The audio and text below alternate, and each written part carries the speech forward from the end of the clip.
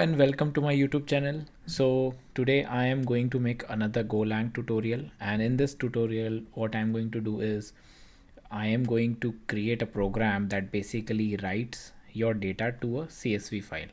So we can have many use cases, right? Like we are doing a web scraping, or we are hit API is hit, or maybe we are parsing a JSON file or anything like that, and we want to save that data in a CSV file. By we can obviously save the data in database, but there could be a use case where we want to manipulate the data, or maybe we want to submit that data to our customer and they want the data in a CSV file. So there could be any use case, and we are going to look at a simple program where we basically write our data using Go to a CSV file, right?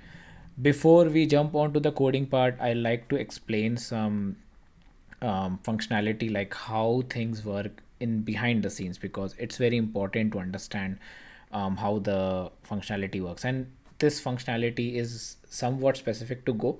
So let's get into it.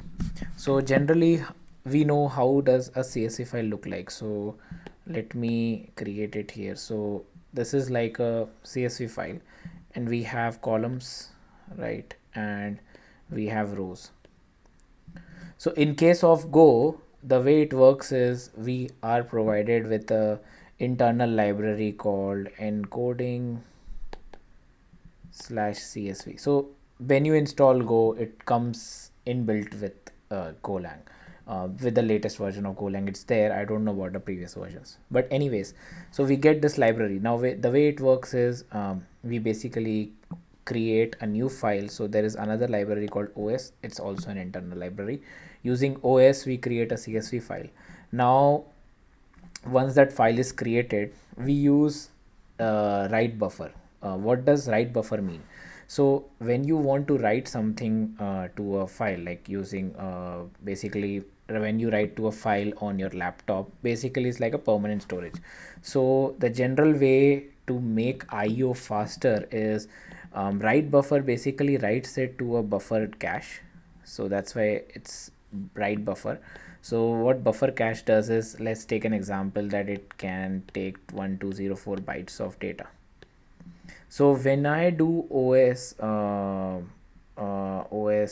dot write file, this is not specific to Go, it can be specific to Java or anything. I'm just showing it what it works. So when you write to a file, it basically stores in a buffered cache first, and then after that buffered cache, we need to call a function called flush. This flush function basically takes all the data that's in the buffered this thing, and then puts it into our permanent storage, which would be our, in our case, would be a CSV file, right? So this is how the write buffer works, and I'll show you in code how we can exactly it's working. Now to write a data to a CSV, what kind of data can we write? Now we need to create a row, right? So a row could be, here I have ID, here I have name, something like that, here I have last name, something like that. So what Go tells us is, if I can create an array of string, so think of row as one array. So this is kind of, if we see an Excel, it seems like a 2D array, right? So in 2D array, the first row is basically first array of strings. So when we have an array of strings, and when we call this write file method on that array of strings, it basically goes ahead and writes it to the CSV file. And now I have explained it, so let's get into the coding part, because it's more interesting that way. So I would like to create a new directory called CSV Go, and then we cd into CSV Go. Then I like to initialize our Go mod file, because it helps us in what do you say, managing dependencies. Yeah, so we create that, then I create a main file, main.go. Okay, so our main.go file was created here, CSV Go main.go. Cool. Now I will start with my coding. We do a package main, import encoding CSV log OS. function main. Now what I will do here is I will create a dummy data. So as I said, we want to create a 2D matrix, right? So when we have a 2D matrix, we can if we write that to an Excel, so because Excel is a 2D matrix, so this is how we create a 2D data.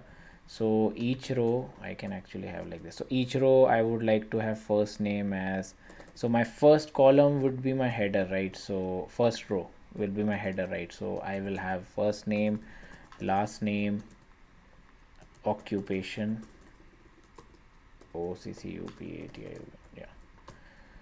Please ignore if I make any spelling mistakes because I'm bad with it.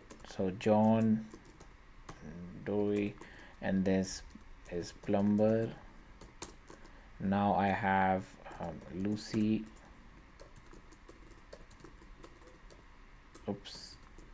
Smith, teacher, and then I have Nick,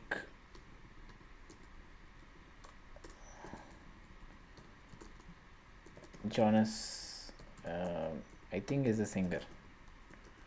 Okay, cool. Once I have created this, now I will basically open a file, os.create. So it will create a new file and we'll have users.csv, right? And then we'll do a differ on f.close. Now if you guys don't know what differ does is, differ is basically a way of telling Go that, you know, once we write anything to a file, it's better to close that file. We should not keep it open, right? So it will close the file, and what differ does is that it adds it to a pending state so that we need to close a file whenever the program ends.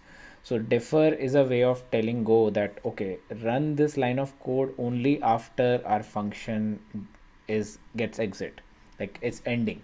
So that is what differ will do. So at the end of this program we will close this file, in short. So if opening a file we didn't get an error, I will basically do a log dot fatal print and fail to open file, correct? Okay, so this is done. Now here I will open my new writer object. So it will do new writer and we need to write to the file. So, and as I said, differ will, then we need to flush everything, because when we write, it's a buffered write. So when we write, it basically adds the data to a buffered cache because it's much faster. If we directly try to print, or if we directly try to basically write onto our permanent storage where the file exists, it will take a lot of time. So we try to use a buffered writer. So here I will do for record, and then I will do a range on records. So for each record, what I'll do here is I will try to write, as I said, that one row equates to one array of strings. So this first row will get printed, added to the CSV file. So I will do dc.write record error not equal to nil, log dot fatal error writing record to file. Okay, cool. So now it will add all the records to the file, and if we run this program, we should see that in this folder a new file called users.csv is getting created, and also the data is getting written into it. Let's see if we don't get any errors. So we didn't get any errors. If I open this, you guys can see that a new file was created with all the data. Obviously I don't have a CSV reader here right now, but if you guys open this in Excel, you should see it in a more proper format, but you guys get the idea how it's working. So this is one way to write. In Go we also get one more method, I would say, which basically allows us to write, if you have a data in a 2D format already, you can directly write that to a CSV. So what I'll do here is I will create a new file called users1. I will remove all of these, okay, and here I will do error w dot write all. You see there is a write all method, and we called records.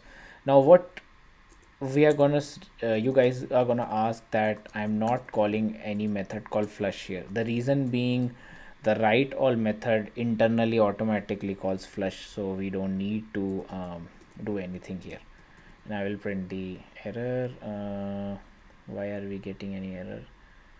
Right or multiple, no variable. I guess it should be fine. Let's see. Let's run and see our code. No new variable. Oh, sorry. Because we already have declared error variable, so that was the error.